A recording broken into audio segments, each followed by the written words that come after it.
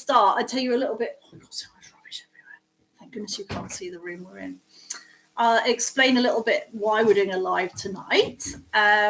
We do have another video for you, and it is fully edited, but we're having the same problem we had before with the export, which I'm trying to solve. And it was all a little bit late because we've had some issues with Poppet this week. She's been very ill since last Saturday. And we're hoping that we've been back and forth from doctors. We haven't been sleeping. She's had a fever for about 6 days. We might have a solution to it, but it just means that achieving anything has been a challenge. Actually, I don't suppose you could find a light, could you, that we can put? Because it's very grainy, and I think people aren't going to be able to see terribly well. Oh yeah, is that Papa? Is he off? She's into pointing and waving at the moment. You gonna wave? She just turned 1, which is rather lovely. So we can crack on with this because we're not going to do a terribly long live. It's going to be a half-hour one, and we just thought because we didn't get the video out for tonight because we're still managing it, we thought we'd do a live instead, and we'll put up our normal video tomorrow night, so you can stop us going crazy. It's a really cool video coming up tomorrow night with shouldn't she be asleep? It's 10 to 10. She doesn't like sleeping. So tomorrow night's video is the cracking on with the coach house, which we need to move into in order to carry on looking for the cellars and doing all the main work in the main chateau. And just take Mark's gin out of the way of her. So that's a cool video coming out. In fact, I think it's one of our best videos. I don't know why. It's nothing spectacular. It's just us cracking on with our work, having fun between us. And it's one that was filmed by Adonis, and I think it's a really good video, personally. It made me laugh, and I was laughing at myself. So that'll be with you tomorrow. And so tonight, seeing as we're still getting a lot of questions about the tunnels and everything like that, I thought we might answer you some questions on it. So do hit us with your questions. Actually, no, it's not making an awful lot of difference. I think it's just grainy because of the internet. Yeah. Are you all right? Is this good enough quality? Can you see us? I'm just going to be reading your... Could the cellar... Okay, I'm going to start with the first one I've seen. From Bluebird123. Could the cellar or tunnel be a natural cave, so you struck bedrock from above when digging in the ground searching for it? I don't know if I fully understand that question, but a natural cave, do you mean that it was there was a cave there before, or do you mean that there could be an artificial cave underneath? Because I mean, the biggest theory that we have is that if there is, Mark had always expected there would be a cellar here, because to build buildings like this, they quarried from on site. So you imagine if they were quarrying enough stones to build a building this size, there would have been a rather large hole in the ground. So it would be natural that they'd make that into cellars below. If that's the sort of thing you were asking. If not, do correct me and I'll answer. I'm sorry if I don't keep up. If I don't answer your question, type it again. Hi Peter, hi Brenda, hi Caspar, hello, lots of people. Yeah, the light did help a bit. Great.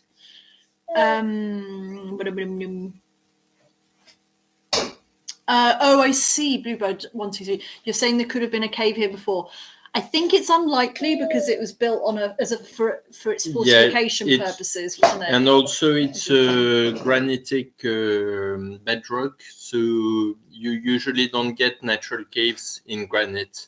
You get that in limestone and in karstic places, basically places where the water erodes the limestone. but you don't get that in granite because when granite erodes, it becomes grainy and sandy, but doesn't create cavities. So it's quite unlikely. Anne is asking if we found the tunnels, which is no. We're looking. I'm trying to convince Amy to move forward with that. And I'm trying to convince Mark we need to finish the coach house before we do. But we should say that there's been an awful lot of change to the grounds around here over the last few hundred years, and so there could have been an awful lot of stuff that's fallen in. And sometimes when we're digging trenches, because we've dug loads and loads of trenches, because for the last few years most of what we've been doing is massive infrastructure projects, because most of our buildings, and indeed one floor of the chateau, don't have electricity, running water, anything. So it's been just trench. Yeah, so we've been digging holes and filling them, basically. Yeah, and occasionally we come across a line of loads of big stones, and some of them are carved and things like that. And that's when we have these suspicions of, was that an old wall? Was that an old building? Was that an old tunnel? Who knows? So gradually we're building up a bit of a picture, because I mean, I don't know if you know about sort of archaeological excavations, but when you have a massive site, unlike on something like Time Team, where they seem to have loads of resources, or used to anyway, you can't just excavate the entire site. So you dig trenches through it, and you get a cross-section of what you come across. So in a way, our work has been that.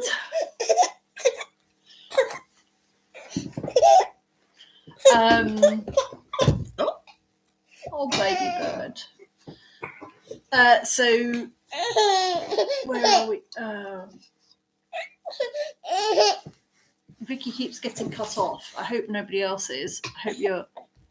Oh dear.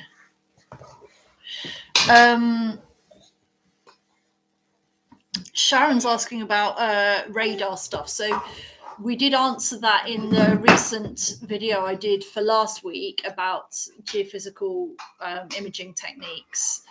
And I mean, I can go over that again, but in essence, they're not a quick fix. It's not like going out with a metal detector and going beep, beep, beep, beep, beep, it's there. You need highly qualified people, highly qualified equipment, and it doesn't always work in every location, does it? Yeah. Basically, it's a lot of work to process the data, and it doesn't work really well indoors because the radar echoes on the walls. So it's really hard to interpret the signal. So it works really well outdoors on flat areas with nothing around. But indoors, it's a bit tricky and quite difficult to analyze. So not that straightforward. Yeah. The most straightforward is just to break the slab and see if there's anything underneath. Because if you think about it, there's a limited amount of space under the chateau where it could be. So and we know that if it's there, and if everything is as Bruno and actually his sister remember, then it's only in that 1/4 of the chateau, which is currently what we call the cellars, because the rest of it in his time was all under floors and everything. So there's only one specific area it could be, and it's under a concrete slab that we want to break anyway, it's by far the easiest way to do it. Also, we have another hint of where the staircase might be from somebody who heard of the people who installed the heating at the time in the 1970s. And these people who installed the heating apparently found some steps going down in a room where they installed the old boiler. So basically, we know where the staircase might be if it is there. And obviously, it makes more sense to look for the cellar first, because if there are tunnels leading off it, then we start with the cellar and move outwards. It's more likely that the tunnels could have been destroyed and buried, and because there's been so much work outside. But the cellars themselves, well, we don't know why they were filled in. We still don't even know what form they are. Remember, it was a little boy that remembered it, as in he's an adult now, but he remembers it from decades and decades ago. It's just that there are other people that also remember it, is the reason that we are really hopeful that they were there. But how big they are, we just don't know. So yeah, as Peter says, a large jackhammer and a lot of concrete to move. That is absolutely true, and we're really looking forward to doing it. But we just we were going to do it anyway because the slab was poured at different levels in the current room, and we wanted to flatten everything anyway. So we were going to do it. So if we find an entrance, it would be a huge bonus. But it doesn't involve more work. So I'm gonna block my own little house soon for making cunning suggestions to Mark that he might take.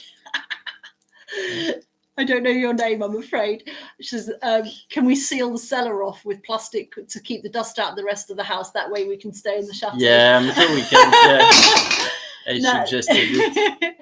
The thing is that we've always talked about doing the work here later, because it's whenever we've tried to do work in the house, however much we've tried to seal it off, it always ends up being dust, and it's so bad for the kids' lungs and also mine. Since I had COVID in August, I didn't cough then, but I've got long COVID now, and I can't go in a room with any dust in it whatsoever, or I have an asthma attack, which I've never had before. So it's a bit of a pity that, but it does mean we have to look after our lungs quite a lot.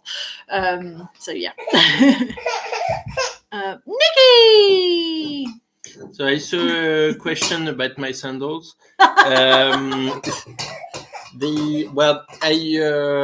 I like wearing sandals, so yes, I wear them most of the year. And actually, we've had a really mild winter, so I'm still wearing them. We turned up at the doctor this afternoon with Juliet, and just luckily we're friends with the doctor, and he's been here and he knows what this place is like. But Mark had to explain that he'd been chasing the pig around the garden. The pig is also ill, and he was trying to get him to go to the vet at the same time as Juliet had an appointment at the doctor. And so but Piggy didn't want to go to the vet and get in his cage. So Mark was running around in the mud in his sandals. So the upshot of that was we turned up at the doctor's surgery with Mark in sandals and absolutely like ankle deep in mud. I had been planting roses before, so I still had muddy feet. And Brenda, no, I don't. I'm not putting socks in my sandals because that's completely wrong. So Nikki is asking where the tunnels would lead to. Well, we don't know, and we can't really know before we found them. But the most likely is that tunnels are actually quite common in chateaus like this one, medieval fortresses, basically. And usually there were not very long tunnels. They would just go underneath in the slope in the middle of the forest so that you could escape from the chateau if you were besieged. So my expectation is that, it would just be a bit further down the slope somewhere. What's interesting, actually, Nikki, is that Mark's brother has a big fortified village house about 2 hours from here, and they found them. Did they know they were there? Yeah, actually, they probably yes, because I'm not sure they had really analyzed what it was, but they have. So it's a village house, but it's fortified because it's where all the village would take refuge if they were under attack. So basically, it's a big fortified barn with an enclosed courtyard. And there is a little tunnel leaving from one of the cellars, and that ends up. It was carved in the rock, so it's quite small. It's maybe 1.5 meter tall, and so that's how many feet? 5 feet tall. and it just ends up down the slope, just beneath the fortifications. And so basically it would be an escape out of the main road, where you'd be able to get into the forest, out of the main road, where the attackers were most likely to be. So is it Lois? I can't see properly up from here. It's saying, are there any chateaux near us that may have mirror similar building techniques that may connect to our tunnels? We're quite isolated here. There's not great density of buildings in this area, are there? Yeah, and they would it would be quite unlikely that they would make very long tunnels that would lead from Chateau to the other. It's most likely that it would end up in the bush and into a hidden in the middle of the brambles, and from there you'd just take the path and get to another safe place. Because also, I mean, that would be phenomenal to try and construct tunnels in the mountainous area like this, because we're on the bedrock and we're high up, and then you have to go down in the valley, and then you'd be up to another one and then down to another valley. It would be like building the tunnel of Mont Blanc to get them anywhere. Could you press the down button, my Cherie, so we can see if there's any more questions? And if we've missed anybody, please ask us again. I did see somebody wrote earlier what would have been in the cellars here. Just provisions. In the olden times, it would have been just where you store things. Yeah, more recently booze, but earlier than that, but mostly it's where you keep stuff that needs to be kept cool. Yeah, essentially. Yeah, it would act as a fridge basically, because it would have constant temperature all year round. So everything, wine, cheese, bulbs like onions, potatoes, anything that would need constant temperature and humidity would go down the cellar. What other questions have we got? So, question about the potential goal platform, the site we showed Stephanie. We have absolutely no data about that, no information. It's just been mapped in the archaeologic map of Ardèche, but it was examined, I think, by some archaeologists in the 1970s, but they probably just had a quick look around. And it's referenced in the catalog as undated constructions, and so it could be basically anything from between 2,000 years old and potentially 50,000 years old. They don't really know if it's prehistoric or a Gaul or anything. Interestingly, we might have the visit in the coming weeks from an archaeologist who knows about the Gaul settlements in northern Ardèche, which is really this area. And she knows about the existence of these platforms from that catalog, but she has never seen them. So it will be really interesting to have her view on that. There's an awful lot of different questions, but I'm trying to sort of stick a bit to the tunnels here, so that when people watch it back later, they can know it's that subject. And then maybe in a couple of weeks' time, we can do one on something else. Michael pointed out that long tunnels would have ventilation issues as well. There's all sorts of problems with long tunnels. And also, it's it's really not densely populated around here, so it's very easy to escape from anybody if you're in the middle of the forest. So there would be absolutely no point in building long tunnels. No, Sharon, don't be sorry. How are the tiles coming along? She was asking. I'd definitely love to talk to you about the tiles, but it's a long story. But they are moving forward. On yesterday, when we were in Lyon for the hospital, we bought loads of bags of clay. And I bought some more stuff for that. So that's brilliant. Were there any other questions that I've missed there? Vicky's asking if there would have been hidden treasures there, which I hope so.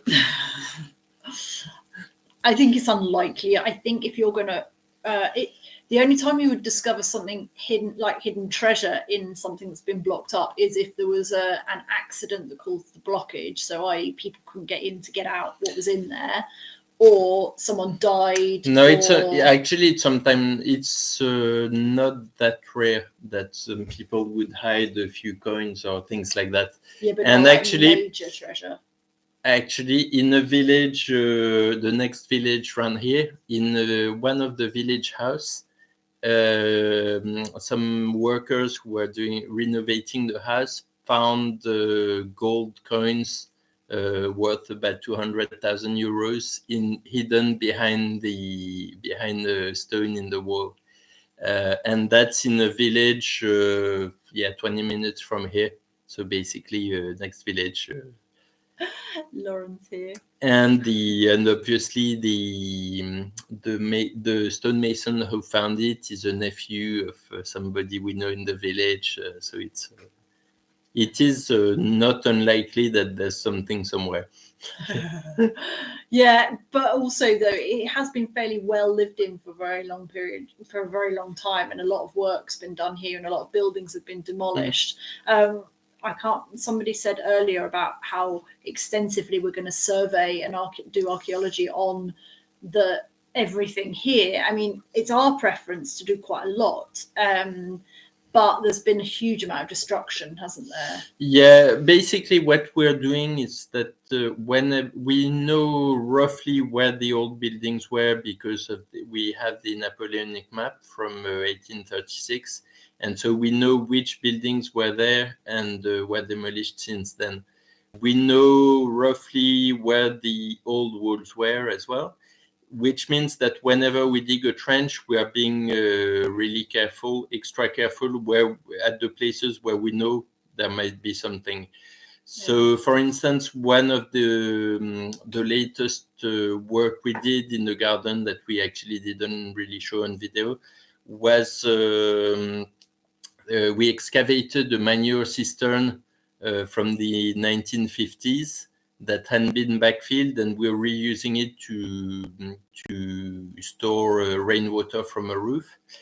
And when we did that, we excavated an old wall that had been buried that was on the Napoleonic map.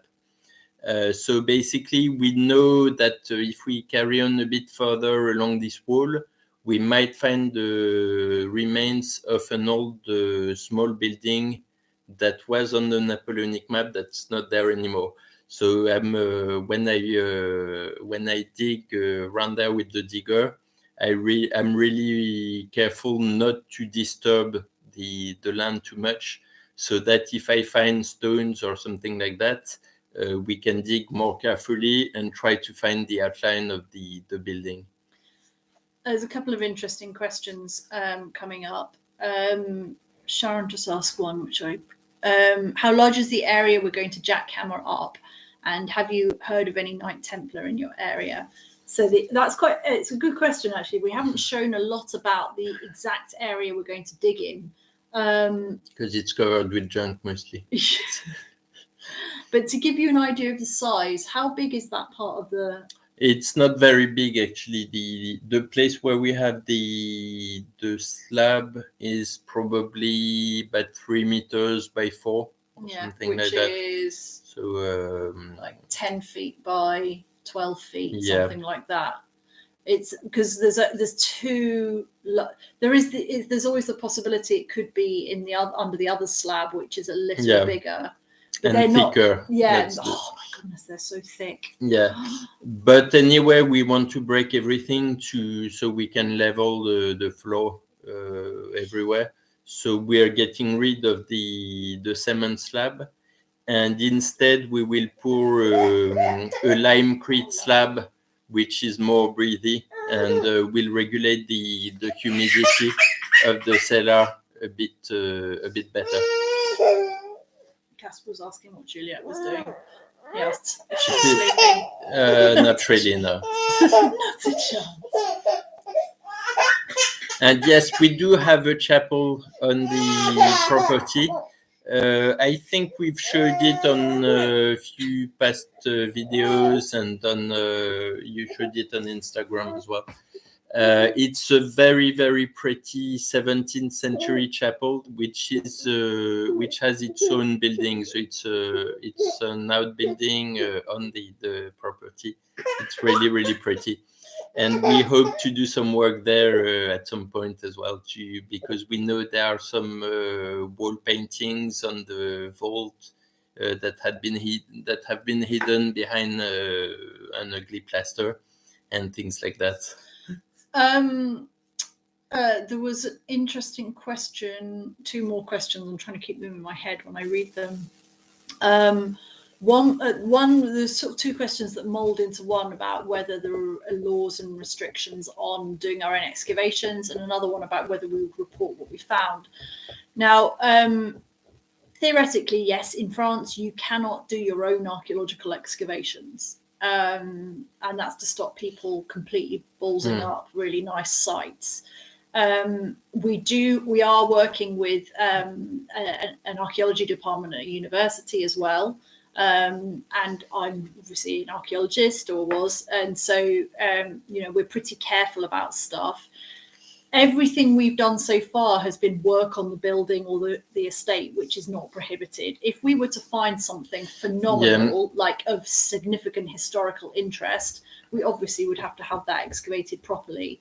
But at the moment, even cellars under the house, it's not. We're not a monument. We're not a listed historical monument. So what if we've got cellars underneath? It's not of any particular value, is it? Also, the laws are a bit paradoxical in France, because you're allowed to dig trenches in your garden if you want to lay pipes, but you can't dig a hole if you want to excavate. So basically what we're doing is that we're being careful when we dig trenches so that we don't wreck any archaeological heritage.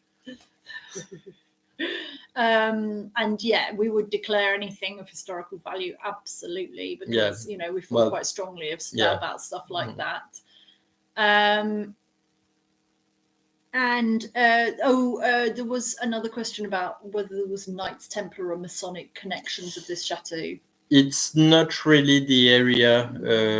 There were the Knights Templar were mostly in the southern France, in Languedoc and the Pyrenees, Ariège, mostly, but they not really in the area. In the area, it was really quite local agricultural, an agricultural life. With it was really quiet, and people wouldn't move a lot.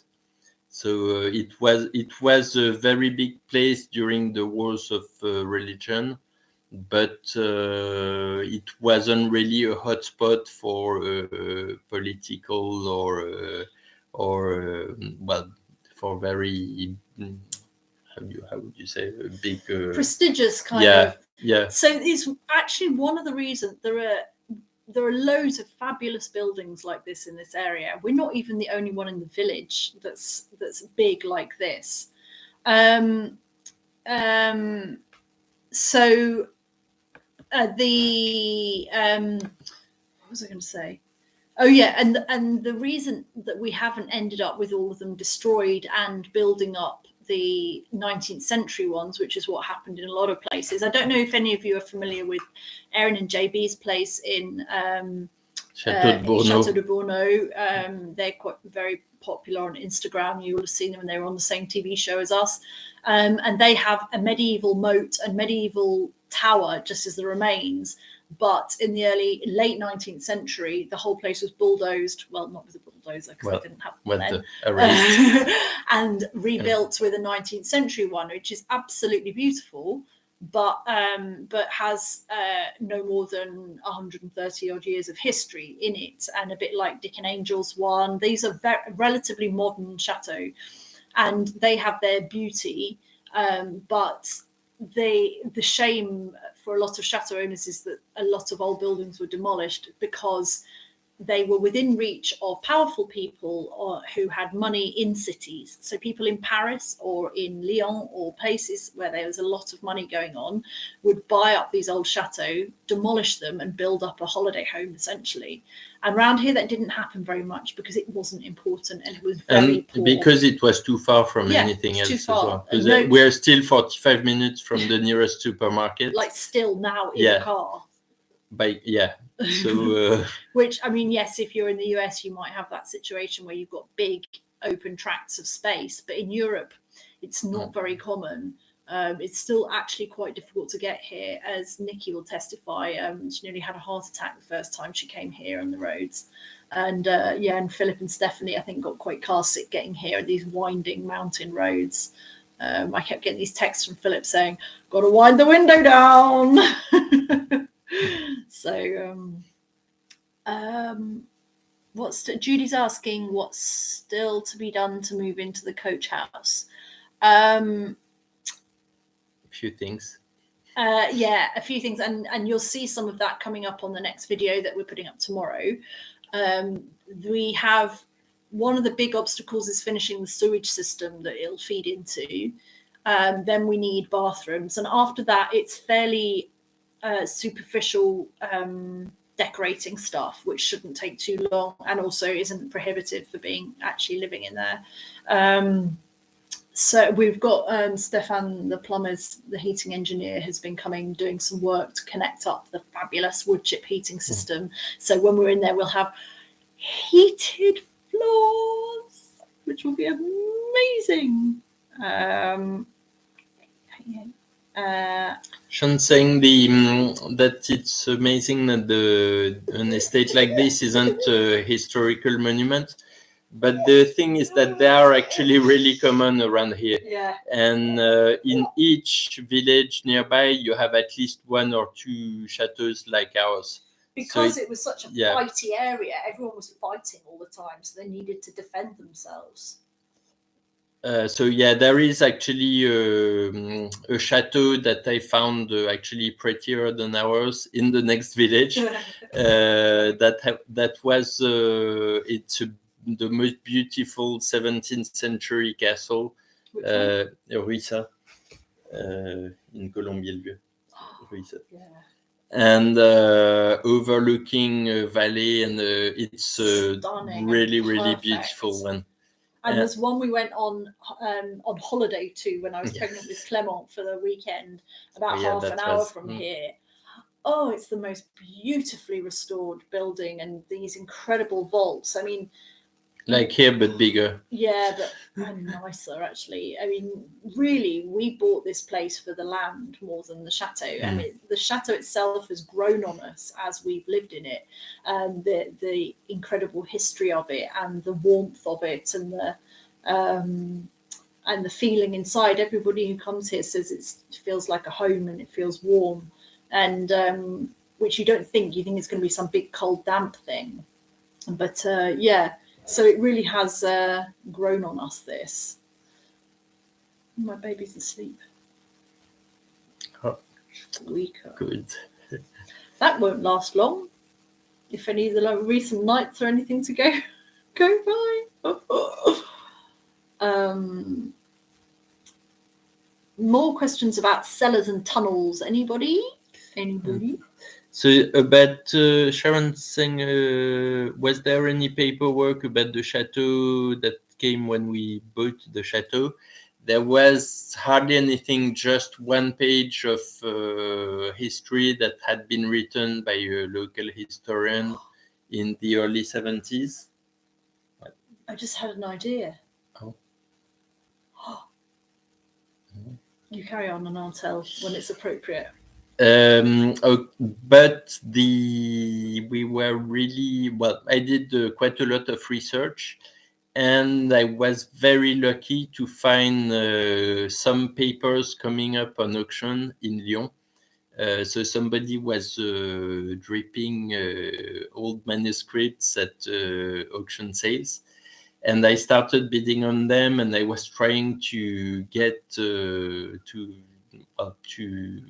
trace where they were coming from.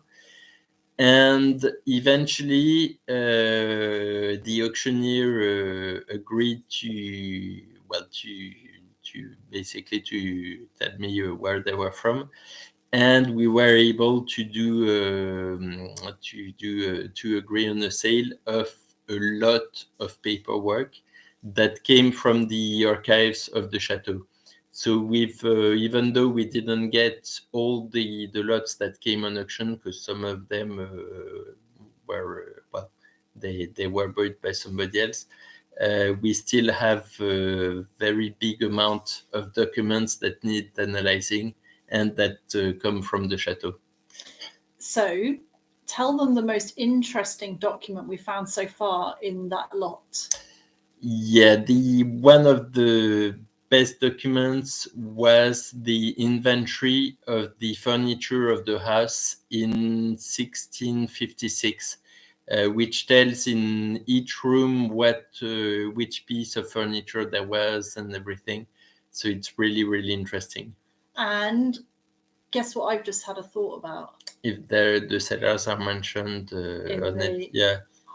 We haven't been able to read it yet because it's quite hard to. Is it yeah, in Old French? No, it's in really normal French, but just because one of the things we're most excited about with that is that it will in as an inventory where it's going from room to room and saying the room above the kitchen had a big walnut table in it or something. It actually tells us the layout of the rooms, because it's very obvious that the rooms have been changed around in the chateau. There's some places where things are suddenly, old doorways are blocked off and things like that. So we've always been thinking about what it can tell us about the layout just by telling us the inventory, because it will mention the room that something's in. I'll have to describe it. And I just suddenly thought, yeah, it's true. It's worth checking that actually. We need. It would be worth. Yeah, it would be worth trying to read it properly. Yeah, we'd had that one on one side, but I'm thinking about that now. So Lauren's here. Lauren is the father of Margot, who was with us earlier last year. Last year. What year are we in? This year. This year, yeah. And so he's actually seen the chateau, and it's a good point you're making there. If anyone saw Stephanie's tour of here, I think it's quite well worth watching, because she's very good at drawing out of you sort of key things and presenting it overall. And she showed you the hidden staircase, which Lauren's also seen, and he's asking if it continued down. But no, it doesn't. It doesn't, because at the base of the first step we have the original clay tiles, and so we know it just doesn't go any further down. But the clay tiles have been removed a bit further, so that's where we'll investigate. And I saw a question too. Oh, there was a question. Sean, yes, thank you for sending Juliet to sleep. I thank you. I think that was all of you being very calm for her. And thank you for everybody for your support. That's very sweet of you. Oh, somebody asked, I can't see where it is now, but I glanced through whether there would be drawings with the inventory.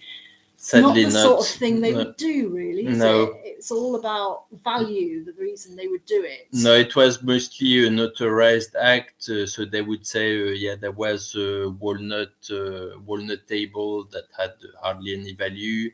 There were tapestries that were quite valuable, and this and that. But it was really, you need to imagine it's a notarized act for... to do the succession at the death of somebody.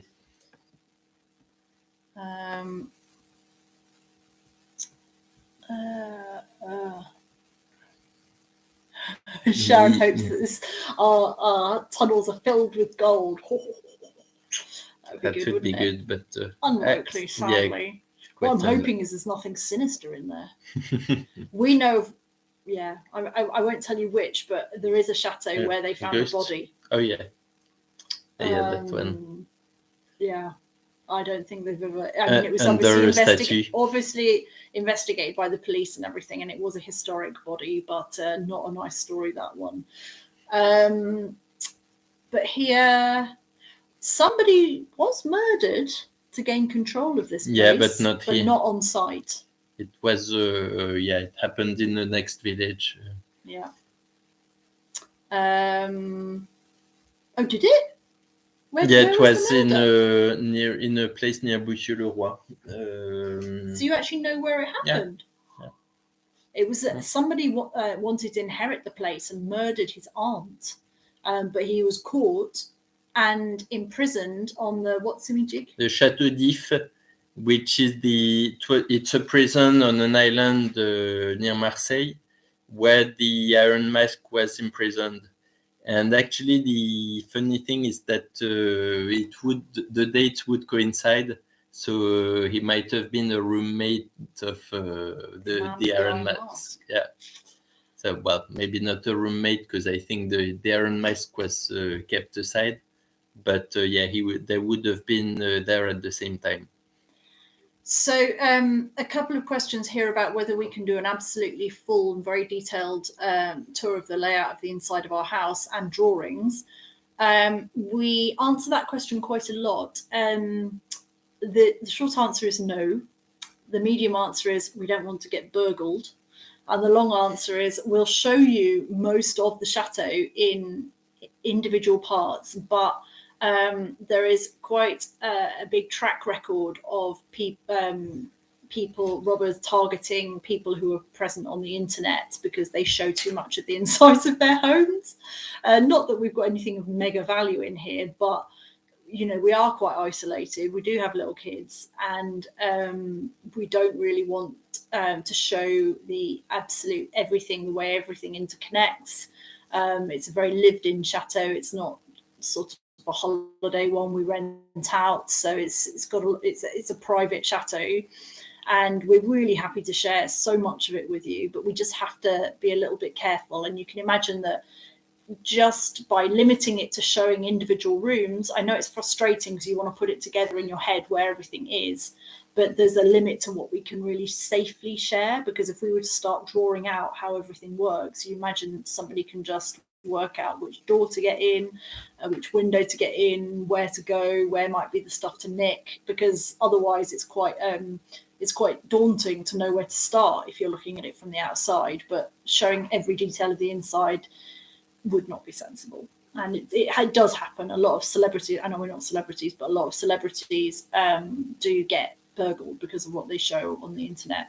And it's quite interesting. It completely blew my mind the other day.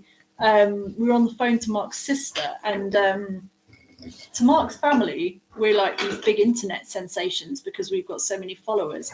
What we try to impress upon them is we're not doing actually terribly well compared to everybody else.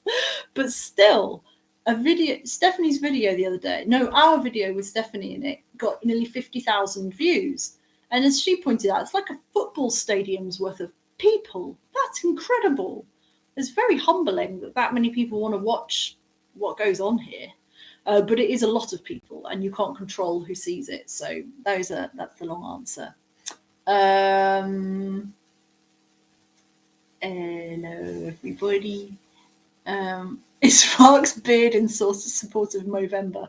No, it's because we've had the week from hell, and he hasn't had time to shave. And he grows a beard like a pirate in basically about 2 days. Yeah.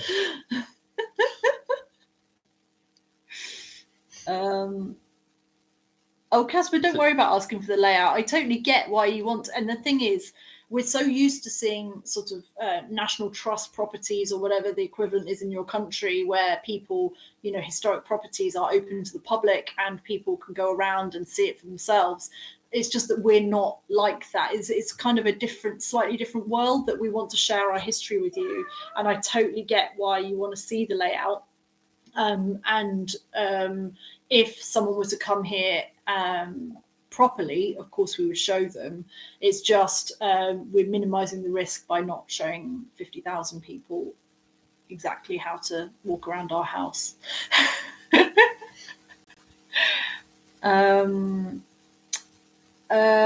So we're going to, Sean, yes, we are going to do the advent calendar vlog, and we are filming it already. Are we? Yeah, we filmed one the other day. Yeah. Kind of. Yeah, we did film one the other day. Kind of. We fully filmed one the other day. Really? Yes, with Philip. Oh yeah, we did. Anyway, yes. So Sean let the cat out of the bag there. For anyone who missed my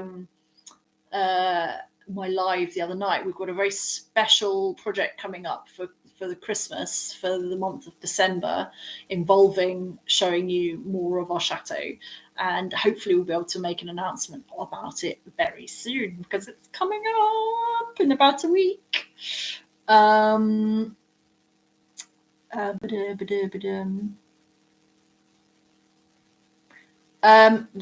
I'm going to give you like a few minutes to crack on with someone.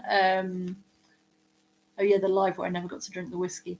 Yeah, which reminds me, I had started the gin, but I forgot. We're gonna keep this going for a few more minutes. I said it was going to be a 30-minute one. We're on 46 minutes already. But if you've got any more final questions about the tunnels and the cellar project and the sort of archaeology side of things, please put them up. Because asking, Casper can hear the kitty. That's one of the kitties. What's your favorite room so far? That's funny. That's what Philip asked us the other day, and it was different for both of us, wasn't it? Mine's the maid's room on the top floor, I think. Yeah, I have. Well, I don't know. Actually, answer to him? I think my office on the first floor. Yeah. Which is a bit full of junk at the moment. But I mostly prefer being outdoors. Actually. Yeah. Outdoors is Mark's favorite room. Yeah. Oh, baby bird. Except when it rains, which is not very often. No, but the room where we spend most of our time is in the kitchen, because there's a nice stove and it's warm and cozy. How many glasses have you had? Oh, I've stopped counting. I haven't had any yet.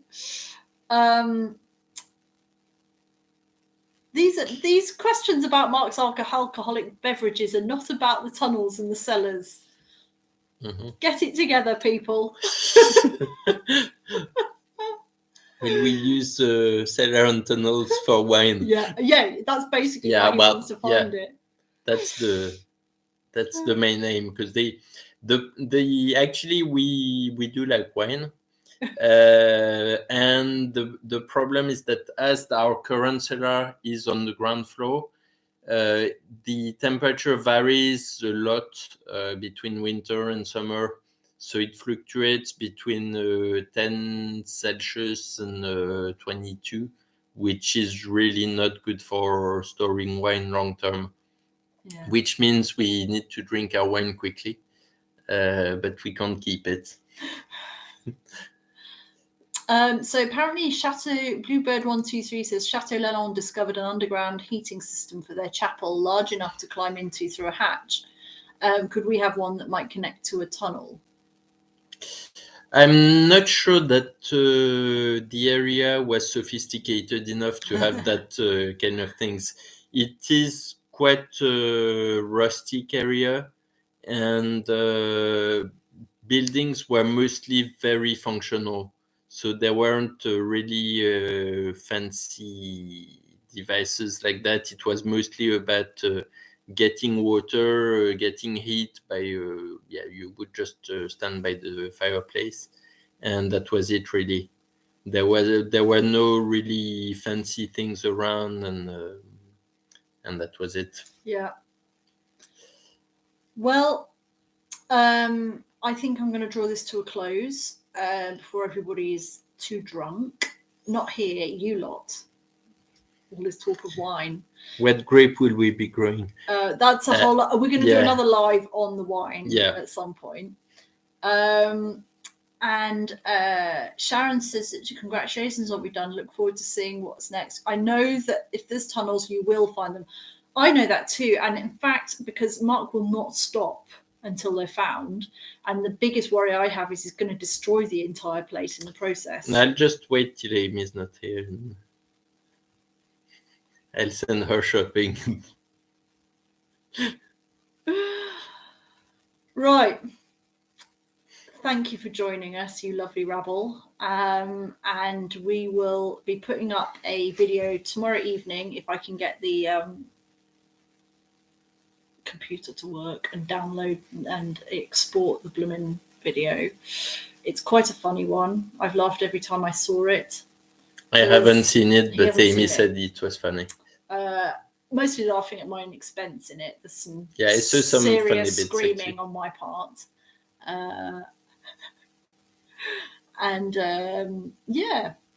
It's really nice to see you all. And we'll be in contact. Yep. Good night, everybody. Good night. And good day for... good morning, good night, good morning, good afternoon, good wine. Bye. Bye.